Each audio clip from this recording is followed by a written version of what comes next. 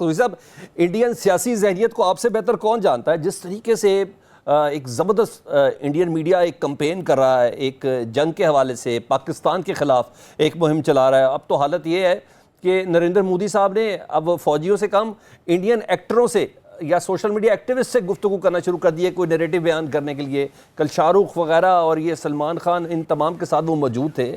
آپ کو ایسا لگتا ہے کہ ماحول ٹھنڈا ہو گیا ہے کہ ابھی ہم مزید جنگ کی طرف ہیں؟ تھوڑا سا بتائیے گا. ابھی تو میری اسیسمنٹ ہے. اسیسمنٹ میں ہمیشہ ایک مفروضہ ہوتا ہے کہ کو پاگلوں سے آپ ڈیل نہیں کر رہے اور وہ آپ یہی سوچ رہے ہیں کہ جو بندہ ہے وہ آپ ہی کی طرح ریشنل ہے.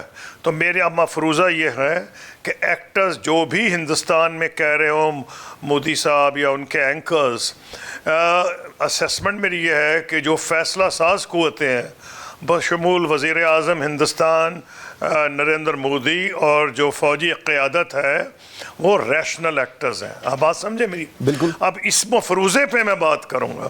یہ اگر مفروضہ ہی غلط ثابت ہو تو وہ میں اس کا کوئی نہیں گارنٹی کر سکتا. ابھی تک جتنے انالیسز آئے ہیں ڈیفنس اینالسٹ کے، اگر آپ انڈین میڈیا کو جو آپ دیکھ رہے ہیں، اور آج کل میں دیکھنا پڑ رہا ہے مجھے کیونکہ میں دیکھ رہا ہوں کہ کس قسم کا جنون ہے، اس کے مقابلے میں تو ایسے لگتا ہے کہ وہ وار رومز ہے rather than نیوز رومز. اگر ان کو آپ اگنور کر دیں اور آپ انڈین ڈیفنس اینالسٹ کو پڑھیں اور آپ انڈیا کے جو فورن پالیسی کے اینالسٹ ہیں ان کو پڑھیں تو آپ حیران ہوں گے کہ انڈیا کو ایڈوائس ایک جگہ سے نہیں ملی. اور میں ان سب کو مانیٹر کرتا ہوں on a regular basis for many years now. جو کہہ رہا ہے کہ جاؤ چڑھ دوڑو حملہ کر دو، ایک بھی نہیں کہہ رہا ان میں سے. یہ صرف چینلز کیے جا رہے ہیں. اور جو انہوں نے آپ کہہ رہے ہیں انفلوئنسرز کا ہے، اس کا انہیں بڑا نقصان ہوگا. میں اس پہ بعد میں آؤں گا. اب آپ نے میری رائے پوچھی تھی. ایک اس میں اور مفروضہ جو تھا ہندوستان کے لیے، میرے لیے تو یہ تھا کہ میں ابھی تک ان کو ریشنل ایکٹرز سمجھتا ہوں. اور ریشنل ایکٹرز کی پوائنٹ آف ویو سے ہی میں بات کروں گا کہ ریشنل ایکٹرز جو مد مخالف ہوں وہ کیا کرتے ہیں، چاہے وہ ایک دوسرے کے دشمن بھی ہوں. وہ کہتے ہیں نا کہ ہماری اردو میں بھی کہاوت ہے کہ عقل مند دشمن سے وہ دوسرا حصہ جو ہے اپلائی نہیں کرتا، بے وقوف دوست سے بہتر ہے. لیکن عقل مند دشمن اتنا برا نہیں ہوتا جتنا بے وقوف دشمن ہوتا ہے. بالکل ایسے. تو میں اسیوم کر رہا ہوں کہ اس وقت جو دشمنی ان کی قیادت کی ہے وہ عقل مند دشمنی ہے. یہ ٹھیک ہے پروجیکٹ ایسے ہو رہی ہے. تو میں کیوں کہہ رہا ہوں، بالکل اب کلیئر ہو گیا ہے کہ انڈیا کو کوئی ایڈوانٹیج نہیں کسی ڈیفنس ڈومین میں. اگر دیکھیں ایلیمنٹ آف سرپرائز بھی ختم ہو گیا، کیونکہ جیسے ہی مودی صاحب نے اس قسم کی تقریر کی تھی فوری طور پہ ڈیفنس پریپیئرڈنس ہو گئی تھی پاکستان کی طرف سے. ٹھیک ہے. نمبر 2، میرے وزیر خارجہ بننے سے کچھ دیر قبل آپریشن پرکرام ہوا تھا، اور پرکرام کوئی تقریباً 1 سال چلا ہے. اس میں ان کا اندازہ ہو گیا، انہوں نے اتنی دیر لگائی موبلائزیشن میں کہ پاکستان فلی پریپیئرڈ تھا کہ اس کے بیکار ہو گیا. اور ان کو نقصان جو ہوا وہ اب ان کے کام آئے گا، ان کے یعنی ان کے ہندوستان کے کام آئے گا. اچھا، اب مزید قصوری صاحب اس کی تھوڑی اپروچ کو مزید تھوڑا نا آپ نے بتا دیا ان کی ریشنل اپروچ ہے، دشمن کا بے وقوف ہونا بھی زیادہ خطرناک ہے. لاسٹ ٹائم پلوامہ میں کے بعد نا 12 دنوں بعد چند کوے ہی مارے تھے، کچھ درخت ہی توڑے تھے، لیکن کیا تو تھا. اندازہ تو اس وقت بھی ان کو تھا کہ ہمارے بازو میں کتنی طاقت ہے. لیکن ہم ذرا مزید کسی حماقت کی ایکسپیکٹیشن تو رکھ سکتے ہیں نا سر جی.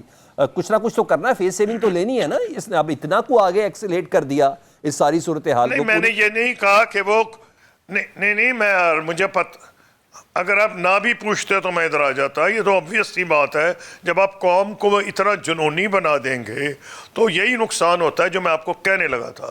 اس قسم کا میڈیا وہ لے تو آئے ہیں کیونکہ جب وہ پاور میں آئے ہیں تو جتنے بڑے بڑے سیٹ ہیں جو انڈیا ان کو سپورٹ کر رہے ہیں ان سے انہوں نے انڈیا کے بڑے بڑے چینلز خریدوا دیے ہیں، انگریزی کے بھی.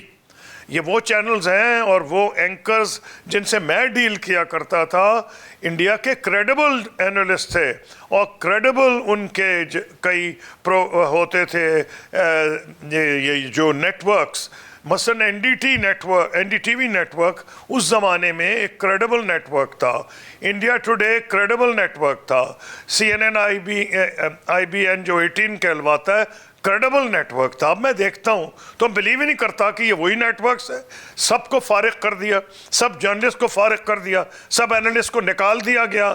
نتیجہ یہ ہے کہ وہ جنونی جو لے آئے ہیں, جو ایکچولی BJP کے یا RSS کے سپورٹرز ہیں, وہ مودی صاحب کو مزید پھنسا رہے ہیں کہ اگر یہ نکلنا بھی چاہیں تو ان کو اس مصیبت میں انہوں نے پھنسا دیا ہے. تو اب میں ادھر آ رہا ہوں کہ کریں گے کیا.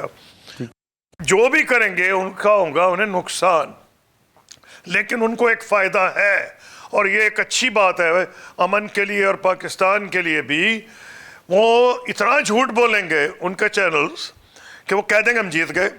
مطلب آپ دیکھیں کہ ہم نے دکھایا انٹرنیشنل میڈیا کو لے جا کے کہ کچھ بھی نہیں ہوا, کوئی درختوں کو آگ لگ گئی.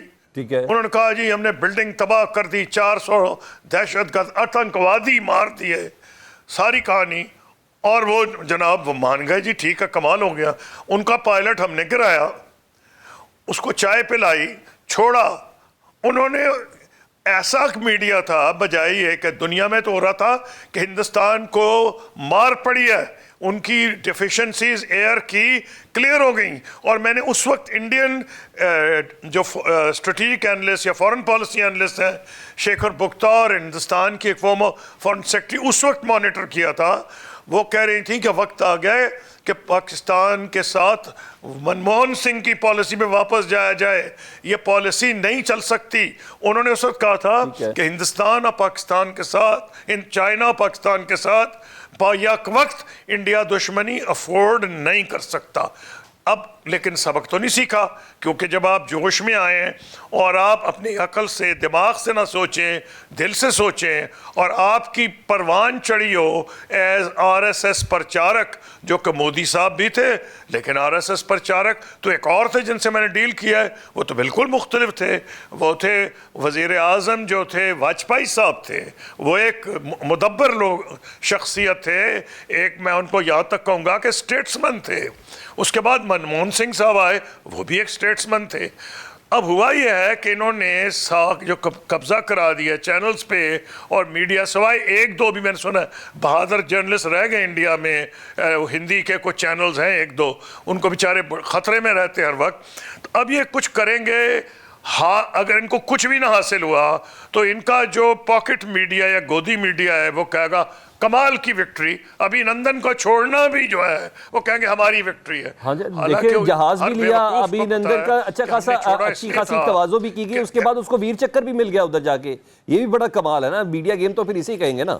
تو وہی میں کہہ رہا ہوں, تو وہی کریں گے نا. اب آپ نے مجھے پوچھا کیا کریں گے, جو کچھ کریں گے. ایک بات کلیئر ہے, 5 یا 6 جو ٹاپ کے ہندوستان کے ڈیفنس اینالسٹ ہیں, میں ان کو ریگولرلی پڑھتا ہوں. میں نے پچھلی کتاب میں ڈیفنس کمپیریزنز پہ 4 کتابوں کو کوٹ کیا تھا جو میری کتاب چھپی تھی, neither a ہاک Noor a do. ان سب میں یہ انالیسس تھا کہ پاکستان اور انڈیا کی فوجوں میں ڈیفنس پہ جو فورسز ہیں, آرمی نیوی ایئر فورس, ان میں کچھ میں ہندوستان آ گیا, کچھ پاکستان آ گیا. کسی میں بھی کسی کو سبقت حاصل نہیں. نتیجہ یہ تھا کوئی جنگ نہیں لڑ سکتے. یہ امریکنز نے لکھی تھی, انگریزوں نے لکھی تھی, انڈینز نے لکھی تھی. اور اب جو میں آپ کو کوٹ کر رہا ہوں 5-6 انڈینز کو کوٹ کر رہا ہوں, تو میرا اسیسمنٹ ہے کہ جنگ نہیں ہوگی.